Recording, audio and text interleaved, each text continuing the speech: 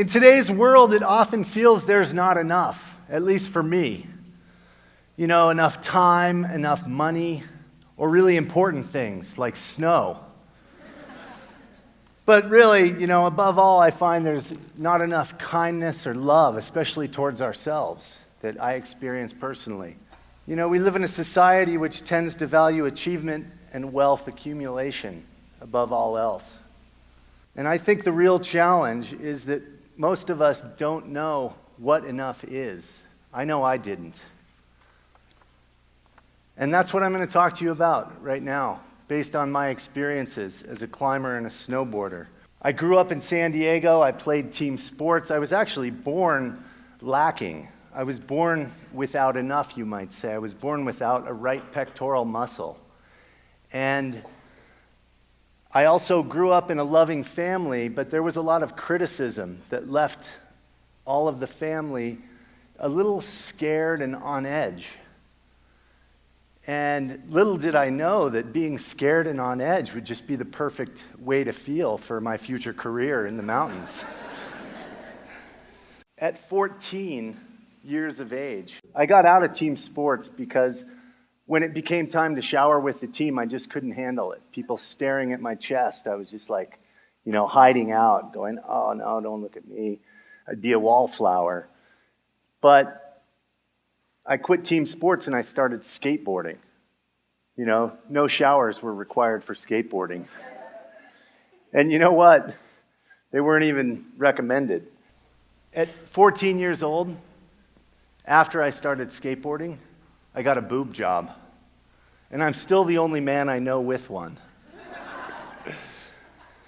And then I finished high school and wanted something more. I wanted to take a year off before going to college, and I heard about Jackson Hole, and I moved here.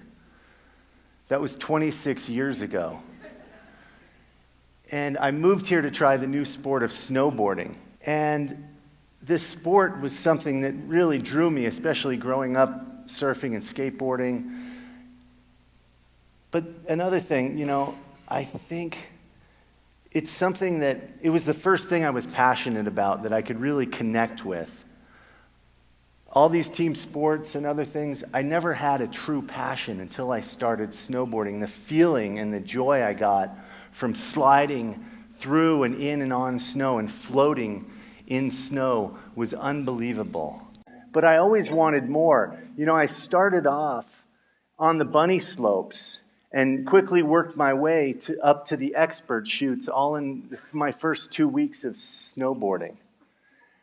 And I was here at a time when none of the Tetons had been snowboarded. I thought, man, I want to go snowboard up in the Tetons. I want to snowboard the Grand Teton, which I did in 1989 with the help of a couple of my mentors who really taught me a lot of what I needed to know in the world of mountaineering and just being in the mountains and taking care of myself. And I also, you know, got press. I was on the cover of the News and the Guide, believe it. We had 2 newspapers at one point. The same week, I was on the cover of both papers. That was a good week for me. You know, there were some serious benefits to being on the cover of the papers when you're 20 years old. But that was not enough. I wanted more. I wanted to snowboard the 7 summits, the highest mountain on each continent. And I started that project in 2003 on Aconcagua and went to these other peaks. This is on Karsten's Pyramid. And I'm going to fast forward because I don't have a lot of time and I want to just get to my main point, which isn't just that snowboarding is a beautiful thing and Jackson Hole is an amazing place. It's about what's inside and that we don't always have to reach. And I was ticking off these 7 summits over the years. I was climbing and snowboarding. 3 of them I had to do 2 times. Finally, it was time for me for the last one. 6 down, 1 to go. Mount Everest, the granddaddy of them all. And I didn't just want to snowboard Mount Everest. I wanted to snowboard it by its most beautiful line, the north face, the direct Hornbein Couloir on the north face. And I wanted to snowboard it without oxygen. And I wanted to go with a small team. I wanted to do it in what I considered the ideal style. And I did that finally in 2003 with a small team. And on our first attempt, we were just about to get on the face and we hear a car crash sound. And it's dark, it's midnight. And we all, look at each other. We're roped together on a glacier with crevasses all around us. And crevasses are holes in ice underneath the snow, so you never know where they are. Good way to keep you on edge.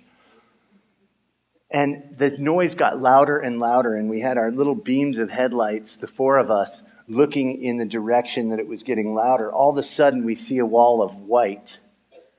The Sherpas and I turn around, jump down on our packs.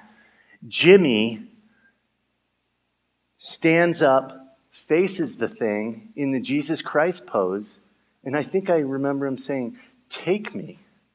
And I'm just like, what the hell are you doing?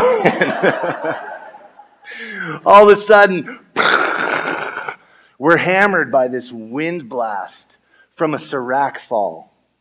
And all of a sudden, it gets quiet. We look around. We see chunks of snow and ice around us, car-sized blocks. We were spared at that moment.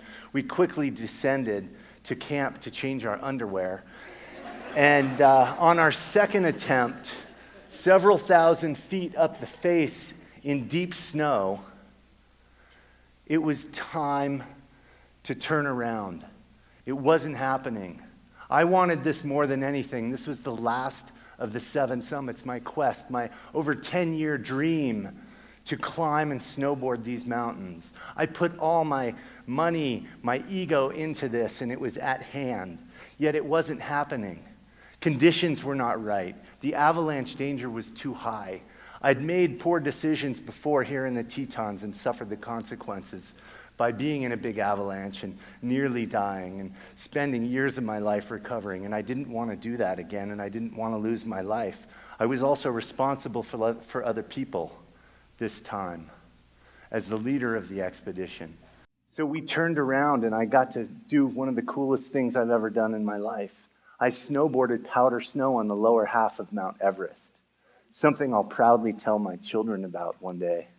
And, when I got home, it was interesting because for a long time I felt like a failure. I felt like I was not enough for not succeeding on this dream. And it had been a long process now to realize that my decision to turn back on Everest was actually a defining moment of success in my life.